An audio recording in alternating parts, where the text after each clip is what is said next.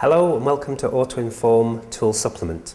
My name's Frank Masser, and what we'd like to do is introduce some of the tools that we rely on and have developed both in use and procedure over all the years of repairing vehicles. And what we'd like to do is try and perhaps remove some of the emphasis from technology and some of the more complex tests into some of the very effective means that we test systems using various tools, pressure, vacuum, mechanical tools and gauges.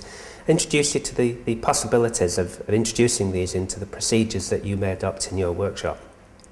To begin, I'd like to discuss a pump that we've developed when dealing with diesel common rail. One of the great problems with diesel common rail is the quality of the fuel in the tank. And it's always one of the issues you should consider very early on in your evaluation. The great danger is if the fuel is contaminated, if you attach gauges and other tools, back leakage tools perhaps, high pressure testing tools, you may introduce and cross-contaminate the tools with the debris or whatever the fluid is in the tank. So we decided that we wanted to extract fuel in fairly high volumes. Perhaps you want to drain the tank, perhaps you want to transfer fuel from a known good clean container into the tank. And we wanted to do this in as effective a method as possible. So we searched to find a suitable pump. What we came up with was a battery operated, very compact, fairly high volume pump. What we decided to do was to modify the fittings to our standard self-sealing couplings so that we could then purchase the relevant fittings. So if you have a particular vehicle application where the manufacturer's fittings are unique, and they often are these days, then you can adapt those fittings to these quick release self-sealing couplings. The benefit of this is you have a professional fitting on the vehicle. It will not introduce air into the system, which is an important issue. And we use the pump in several ways, so I'd like to discuss some of the ways which we use it. First of all, if you consider the tank may have some contamination, I would argue you want to draw some fuel off in fairly high volume so that you can physically examine the fuel. So you can use the pump to extract the fuel into a container and physically look at the fuel. You can also, if you're pulling the fuel through the filter, I suggest that you leave the filter in situ.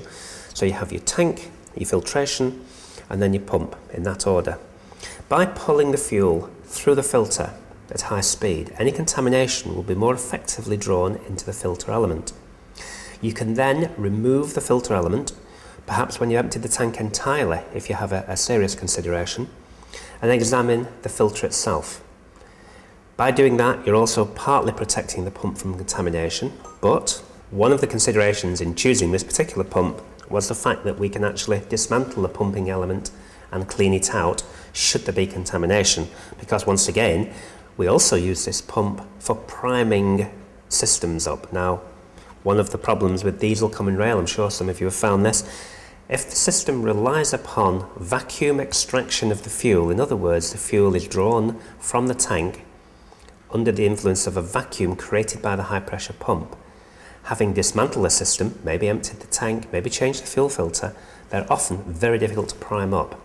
So once again, the principle is having fueled the tank, so you can use this to fill the tank, having fueled the tank, change the fuel filter, we can then use this pump to draw fuel directly through the filter with the manufacturer's fitting, with a self-sealing coupling, into a container.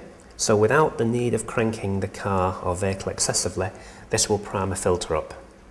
We can also, if you've stripped the main high pressure system down, reverse that logic and use this pump to directly prime the high pressure system. So in other words, we are directly feeding fuel into the high pressure pump, and we've actually used this whilst cranking the vehicle, and it primes that system up incredibly quickly. All that remains then to be done is to remove the pump from the circuit, replace the pipe between the filter and the high pressure pump inlet, and the vehicle's up and primed. So it's a number of applications. Obviously, you may need the use of extension hoses, and these are very easily added to the system should that be the case. You could add extra filtration if you felt it necessary. So whatever you want to do with these fittings is entirely flexible. 12-volt operation, very high flow rate. You'll empty a 60-70 litre tank in probably under 5 minutes or so. So it's a very effective tool. We've had great success. We've had a lot of trouble with certain vehicles. Mondeo comes to mind, and other Ford Transits, where priming the system up has been quite a time-consuming and messy business up until now. So it's certainly a tool that we've relied upon.